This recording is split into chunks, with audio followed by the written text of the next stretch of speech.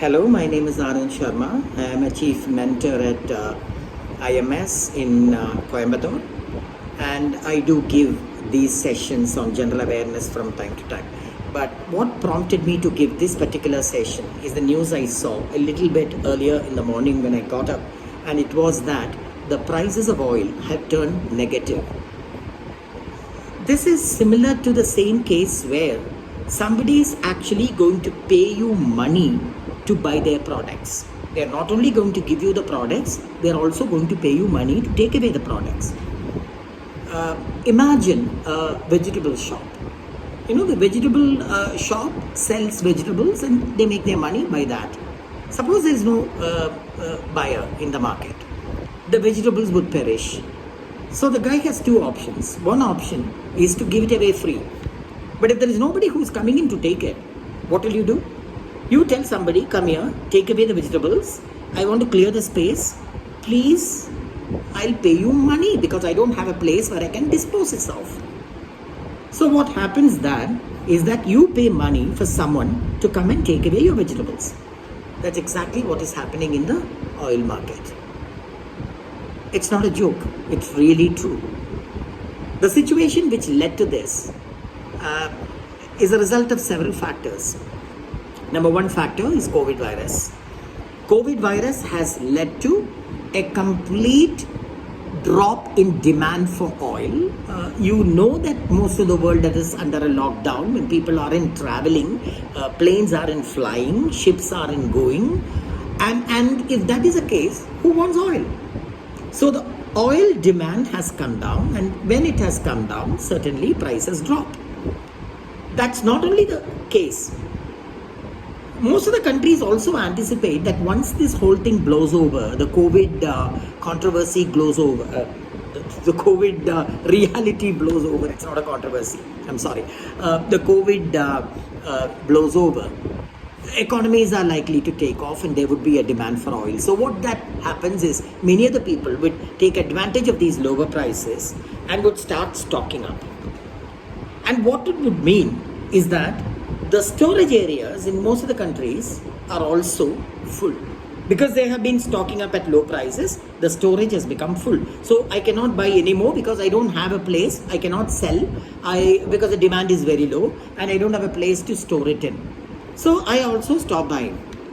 That would mean that the oil which will be produced from now onwards are not going to find a market because of the fact that the buyers are not going to buy. That is the main reason why this is happening. This is happening because of the fact that countries are in buying, and when they have no buyers, they have two options. The oil producers can either stop production or they can keep producing and pay people to take away. You know, why would they prefer that?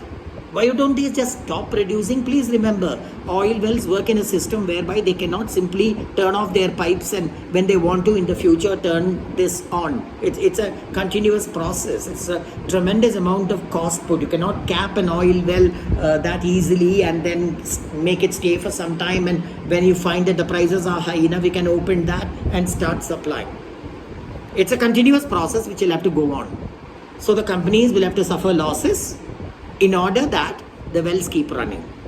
And that's the reason why prices have turned negative. There are other reasons also, and reasons like in one of my earlier classes I told you that Saudi Arabia and OPEC, Saudi Arabia heads OPEC, Organization of Petroleum Exporting Countries, and Russia and a few other countries are in a pact with them, are in a kind of an agreement with them, are in a kind of a union with them, and it is called as OPEC Plus.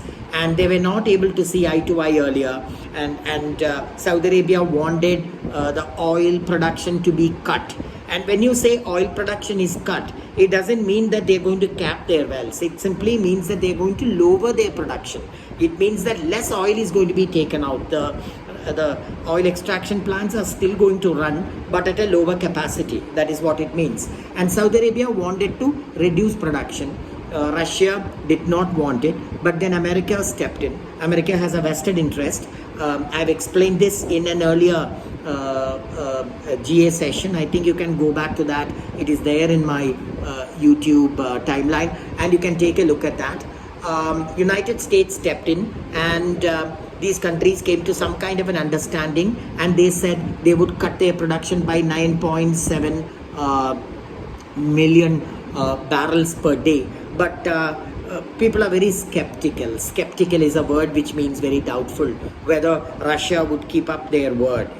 Russia has again an interest to see that the oil prices remain low, because low oil prices is trouble for United States of America, because America produces oil at a higher cost than others. So if the oil prices are low, many of the American companies may have to go bankrupt. So the whole idea is that this agreement may also have played a part in that.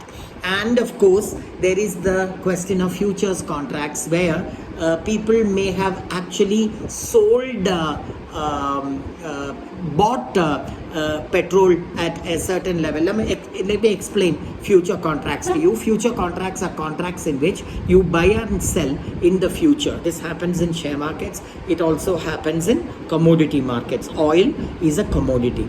Now what happens is, these commodity traders, especially speculators, there are two kinds of commodity traders. One, people who buy for their own use, and number two, people who buy and sell.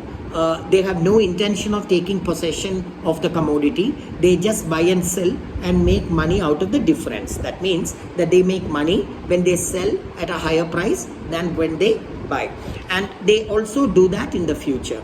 Now what happens is, many people who probably would have actually bought oil at higher prices would have to take delivery of that at this time. And most of the speculators don't take delivery, correct?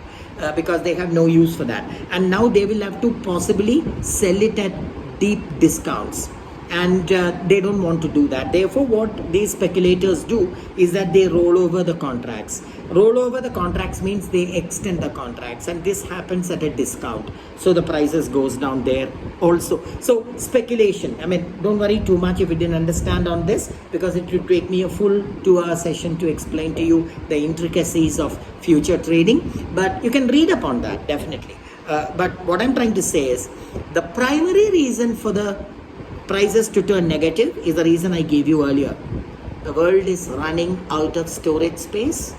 There is no oil that you can buy in the future that you can actually store. Therefore, people have stopped buying.